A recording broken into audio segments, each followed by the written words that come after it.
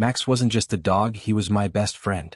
With his shiny golden coat, floppy ears, and a tail that wagged so hard it seemed to have a life of its own, he brought joy to everyone around him. Well, almost everyone. The peaceful life I cherished began to unravel when Karen moved in next door. From the moment her moving truck pulled up, Karen made her presence known. She marched into the cul-de-sac with the air of a drill sergeant inspecting her troops. Her sharp eyes scanned every house, every lawn, and every driveway, as if she were mentally jotting down violations to report. I first met Karen on a sunny morning while walking Max. As usual, he was on his leash, trotting happily beside me. We had just turned the corner when I noticed her standing in her driveway, hands on her hips. She was glaring at us like we were intruding on her personal kingdom. "Excuse me," she called out, her voice sharp and commanding. I paused, unsure if she was talking to me. Max tilted his head, curious but unfazed. "Yes," I replied politely. "Your dog's been digging in my garden," she accused, pointing a perfectly manicured finger at Max. I blinked in surprise. "I'm sorry, but that's not possible. Max is always on a leash when we're outside." Karen crossed her arms, her lips pursed in a thin line. "Well, someone's dog has been, and yours looks guilty to me." I glanced at Max, who was now sitting patiently, his big brown eyes shining with innocence. I couldn't help but chuckle. "I assure you Max isn't the culprit. He's a good boy." Karen didn't seem amused. She huffed and muttered something under her breath before storming back into her house. I shrugged it off, thinking it was just a misunderstanding. Little did I know this was only the beginning. A week later, I returned home from work to find a note taped to my front door. It was from Karen. "Your dog barked all afternoon. Please keep him quiet or I'll have to involve the HO." I was baffled. Max rarely barked, and when he did, it was only because he heard something unusual. I decided to check my outdoor camera footage just to be sure. Sure enough, Max had been peacefully lounging on the porch all day, napping in the sun. Determined to clear the air, I knocked on Karen's door. She answered with a scowl, clearly annoyed by my presence. "Hi, Karen," I began, trying to keep my tone friendly. "I got your note, but I checked the footage and Max wasn't barking. Are you sure it was him?" Karen rolled her eyes. "I know what I heard. If it wasn't your dog, then whose was it?" "I'm not sure, but I can assure you Max wasn't the one making noise," I replied, showing her the footage on my phone. She glanced at the screen but didn't seem convinced. "Just keep him under control," she snapped before slamming the door in my face. Over the next few weeks, Karen's complaints became more frequent and more absurd. According to her, Max was responsible for everything from chewed-up garden hoses to mysterious holes in the lawn. Each time I checked my camera footage and found no evidence of Max misbehaving. It was becoming clear that Karen had made it her mission to make my life difficult. One evening as I was walking Max past Karen's house, she stormed out onto her porch, waving a piece of paper. "This is the third time I've had to report your dog to the HOA," she yelled, her face red with anger. "Karen, this is ridiculous," I replied, my patience wearing thin. "Max hasn't done anything wrong." She thrust the paper toward me. "You'll be hearing from them soon." Sure enough, a few days later, I received a letter from the HOA. It outlined a series of complaints against Max, including excessive barking, damaging property, and even chasing local wildlife. The letter warned that if the behavior continued, I could face fines or other penalties. I felt a mix of anger and frustration. Max was being unfairly targeted, and I was determined to set the record straight. The turning point came one evening while I was preparing dinner. Max, who was usually calm and relaxed, suddenly started growling at the front window. His ears were perked and his eyes were fixed on something outside. Curious, I peered through the curtains and froze. There, crouched in my flower bed, was Karen. She was holding what looked like a piece of raw meat and tossing it toward Max's kennel. My heart raced as I realized what she was doing. Grabbing my phone, I hit record and stepped outside. "Karen, what are you doing?" I demanded. She jumped, clearly startled, and dropped the meat. I was just trying to be nice," she stammered, her face turning pale. "In the middle of the night? With raw meat?" I asked, my voice dripping with disbelief. She opened her mouth to respond but quickly realized there was no excuse that would make sense.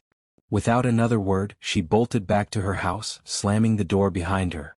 The next day, I reviewed the footage and realized Karen had been planting evidence to support her false claims. Armed with undeniable proof, I decided it was time to take this to the HOA. The next morning I stared at the HOA letter spread across my kitchen table. Its crisp edges and formal tone radiated judgment. To anyone else, it might have looked like an innocent piece of paper, but to me it felt like a weapon Karen was wielding in her personal vendetta. The letter accused Max of being a nuisance to the neighborhood. According to the complaints, he barked day and night, destroyed neighboring properties, and even posed a danger to local wildlife.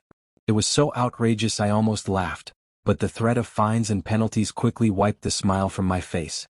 Max lay beside me, resting his head on my foot, oblivious to the storm brewing. His calm demeanor was a stark contrast to the chaos Karen was causing. "This has gone too far, buddy," I muttered, scratching behind his ears. With the video evidence from the night before, I had what I needed to fight back. But first, I decided to confront Karen one last time. I walked over to her house, my phone in hand, ready to show her the footage. When she answered the door, her expression was as sour as ever. "Oh, it's you," she said, crossing her arms. "What now?" I held up my phone. "Care to explain this?" She squinted at the screen as the video played. Her face turned from pale to crimson in seconds. "I was just feeding your dog," she stammered, though her voice lacked conviction. "In the middle of the night? With raw meat? Come on, Karen. You're caught red-handed," I said, my frustration boiling over. Karen's eyes darted around as she searched for an excuse. "You don't understand. I was trying to teach him some manners. If you won't discipline your dog, someone has to." Her audacity left me speechless. "This isn't discipline, Karen. It's harassment. You've been lying to the HOA and making my life miserable for no reason." She stepped back, slamming the door in my face before I could say anything else. That afternoon I called the HOA office. The receptionist, a polite woman named Sandra, listened patiently as I explained the situation. "So, you're saying these complaints about your dog are fabricated?" Sandra asked, her tone neutral. "Not just fabricated," I replied. "They're part of a targeted campaign by my neighbor. I have video evidence of her trespassing on my property and planting raw meat near Max's kennel." Sandra hesitated. "That's serious." HOA meetings are held monthly, but we can add this to the agenda if you'd like to present your case." "Absolutely," I said. "This has gone on long enough." The following week, the HOA meeting was held in the local community center. The small room buzzed with chatter as homeowners took their seats. Karen sat at the front, her arms crossed and a smug smile plastered on her face. She clearly thought she had already won. When it was my turn to speak, I stood up and addressed the room. "Good evening, everyone. I'm here to discuss a series of false complaints made against my dog, Max." I could feel Karen's glare burning into the back of my head, but I ignored her.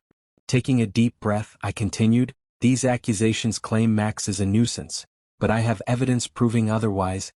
I connected my phone to the projector and played the video. The room fell silent as Karen appeared on the screen, crouched in my flower bed with raw meat in hand.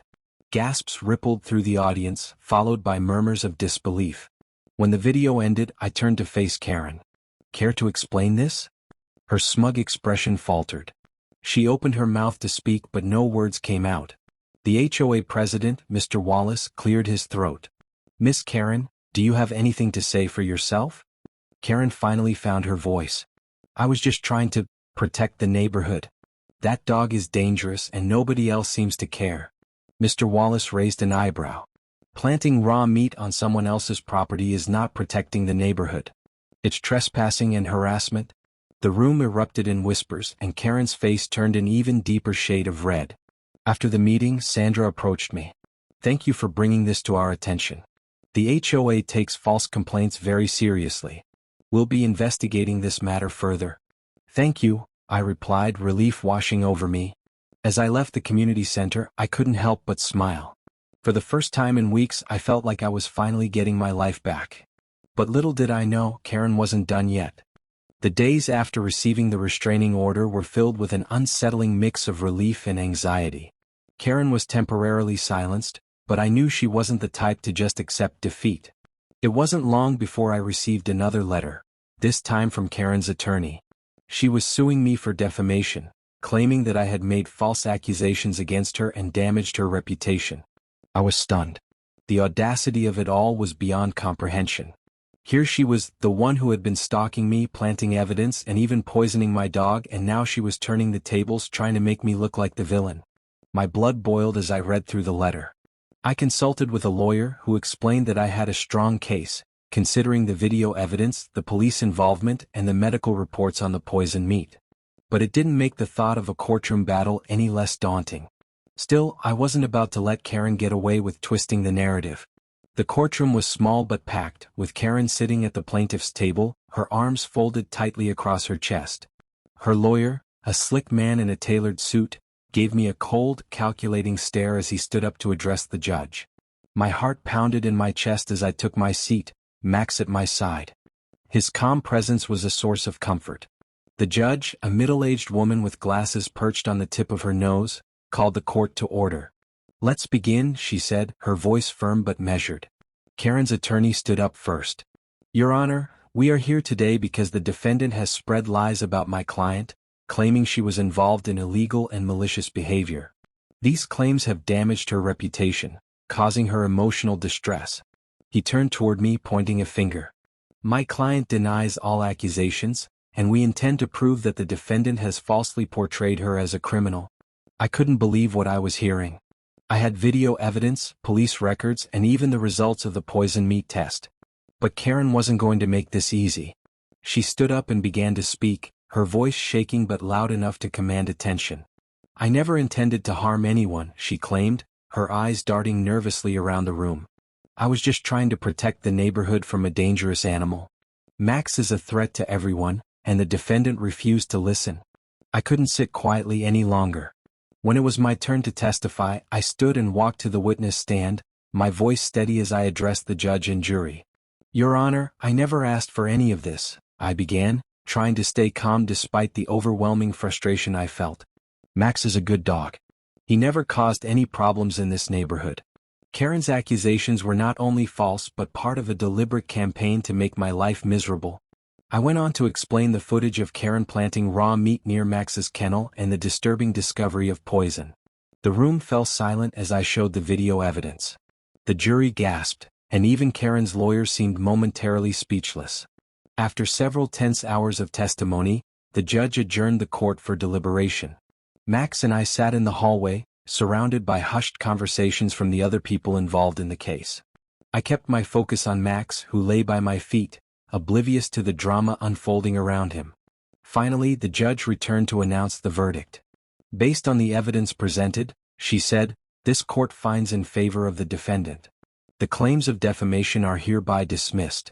Furthermore, I am ordering Ms. Karen to pay restitution for damages, including the cost of medical care for the poisoned meat, and she will be responsible for covering the defendant's legal fees." A wave of relief washed over me as the words sank in. Karen's face twisted with anger as she heard the verdict, but there was nothing she could do. The truth had prevailed. As we walked out of the courtroom, I couldn't help but smile. The battle with Karen had taken a toll, but it was over. I had fought for Max and we had won. The following weeks were calm, almost surreal after the chaos we had endured. Karen never spoke to me again, and her presence in the neighborhood became a distant memory. The community rallied around me, offering their support and even apologizing for not stepping in sooner. Max became a local hero of sorts, and every time we went for a walk, neighbors stopped to pet him, congratulating us for standing up to Karen. But the victory wasn't just mine, it was Max's too. He had been through so much, and I promised myself I would never let anyone put him in harm's way again. One afternoon while we were walking, a neighbor approached me with a gift, a new leash and collar for Max, for the good boy who helped us all, she said, smiling. I thanked her, grateful for the unexpected kindness. Looking back, the entire ordeal had changed me. I had learned to stand up for what was right, to fight for the ones I loved, no matter how difficult the journey. And as for Karen? She faded into the background of our lives, a faint memory of a dark chapter now closed. Max, of course, had no idea what all the fuss had been about. He was just happy to be with me, enjoying the simple joys of life. A walk in the park, a treat here and there, and the unbreakable bond we shared. And in the end, that was all that mattered.